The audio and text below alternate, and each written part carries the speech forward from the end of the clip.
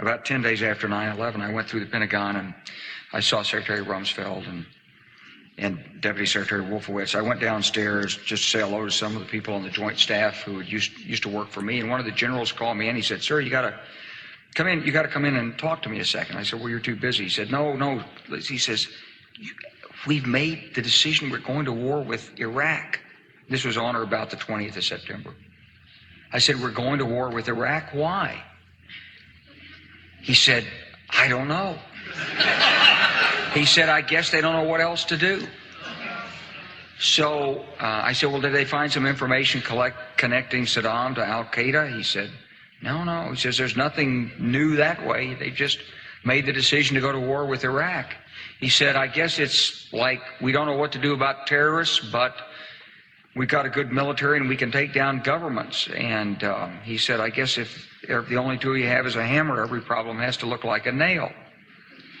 So I came back to see him a few weeks later, and by that time we were bombing in Afghanistan. I said, "Are we still going to war with Iraq?" And he said, "Oh, it's worse than that." He said, he reached over on his desk, he picked up a piece of paper, he said, I just got this down from upstairs," meaning the Secretary of Defense's office today, and he said, "This is a memo that describes how we're going to take out 7 countries in 5 years, starting with Iraq and then Syria, Lebanon, Libya, Somalia, Sudan, and finishing off Iran." This war with Iran has been in the works for a very long time, and for much longer than General Clark just told you in that interview from almost 20 years ago. This war, same as any war, is in the interest of the global cabal. Donald Trump isn't doing this. The military-industrial complex is. The military-industrial complex is owned, and its owners are known, and they benefit greatly from war. It's built into their business model to create endless war. They profit from war and have always profited from both sides in every war. They make their money from death, and they sell lies to create opportunities for more and more of it. These conflicts are created. This agenda is pre-planned, and we are being played on a massive scale. It's time to wake up to the reality of the situation, and the reality of the situation is that we are the muscle of the global cabal and the aggressors in this entire thing. Just look at our presence in the Middle East. We are currently in 8 unsanctioned wars right now across the entire Middle East, and we're entrenched in every place that we aren't currently invading. Just look at the concentration of our military bases around Iran alone. We are looking for a fight, and we have a long planned out agenda for exactly what has played out ever since the false flag attacks of 9/11. That event was a lie, and the imaginary enemy created from that lie, terrorism, can never be defeated and can be used as a blanket excuse for anything that they want to do in the Middle East. And they have been shown and exposed for even creating, arming, and funding these same terrorist organizations that they are supposedly fighting, and even outright staging terrorist propaganda. They have had our troops dying for decades, not for freedom or democracy, but for the elite's true god, gold, oil, and drugs. They want control of the oil, control of the resources and the land. They want it all, and they'll lie their asses off to get it. While I was there, I saw the Iraqi soldiers come into the hospital with guns. They took the babies out of the incubators. The grave danger of Saddam Hussein and his terrorist allies turning weapons of mass destruction against us or our friends and allies. And gradually, we are learning the details of his hidden weapons program. The truth of it is, we created all of this conflict with Iran. We overthrew their democratically elected government in 1953, and ever since their rebellion in 79, we have been trying to turn them back into a puppet state. We want control of their resources. It's about the petrodollar and gold and so much more than what we're being told by that lying ass box in all of our living rooms. This is a game, but the stakes are real lives, and those pulling the strings don't give a damn about those lives. They want us eliminated. They aim to kill a large group of us off. They see us as parasites to be eliminated, and they will never stop the killing.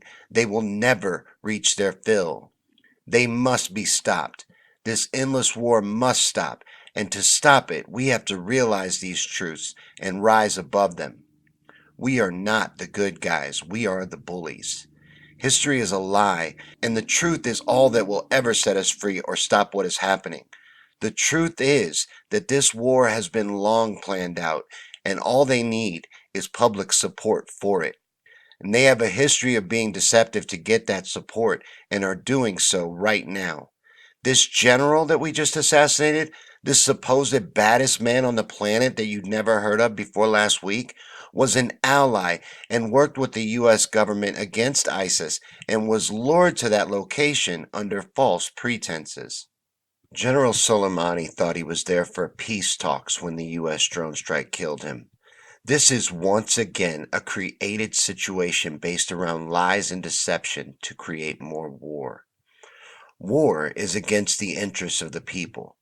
We must rise up against this and all of these pointless wars that are only for the benefit of the global elite and military industrial complex. We have to stop letting that lying box filled with CIA shills mislead the average person and control their emotions.